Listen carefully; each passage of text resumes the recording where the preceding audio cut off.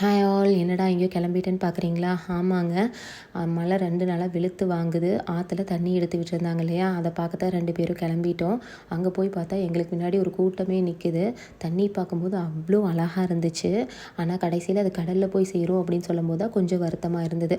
இதெல்லாம் பார்த்து முடிச்சுட்டு ரிட்டன் வரையில் சூடாக எதுவும் சாப்பிடணும் போல் தோணுச்சு. அதுக்காகவே மசாலா பன் வாங்கிட்டு வந்திருந்தேன். இந்த பன் எனக்கு ரொம்ப ரொம்ப பிடிக்கும். எப்போல்லாம் வெளியே போகிறோமோ கண்டிப்பாக இது ஒன்று சாப்பிட்ருவேன். கூடவே சூடான டீ. இந்த வேலையெல்லாம் முடிச்சுட்டு கார்த்திகை தீபத்துக்கான வேலைகளை ஆரம்பித்தாச்சு. கார்த்திகை தீபம் வந்து மலையில் பரணி தீபம் ஏற்றினதுக்கப்புறம் தான் வீட்டில் ஏற்றுவோம் இல்லையா, அதுக்காக முன்னாடியே எல்லா வேலையும் செஞ்சு வச்சுட்டேன். ஆனால் சின்ன வயசில் என்ன பண்ணுவேன்னு பார்த்தீங்கன்னா, படிக்க சொல்லிடுவாங்கங்கிறக்காகவே அந்த விளக்கு அணைய விடாமல் பார்த்துக்கிறேன்னு அது பக்கத்துலேயே உட்காந்துருப்பேன். கூடவே பட்டாசு வாங்கிட்டு வந்திருந்தாங்கன்னா அதையும் கொளுத்தி போட்டுட்டு அந்த அன்னைக்கு படிப்புங்கிறதே மறந்துட்டு ஜாலியாக என்ஜாய் பண்ணுவோம். உங்கள் வீட்டில் கார்த்திகை தீபம் அப்படின்னா நீங்கள் என்ன பண்ணியிருக்கீங்க? உங்களோட சின்ன வயசு அனுபவம் அப்படிங்கிறத மறக்காமல் கமெண்ட்டில் சொல்லுங்கள். தேங்க்யூ.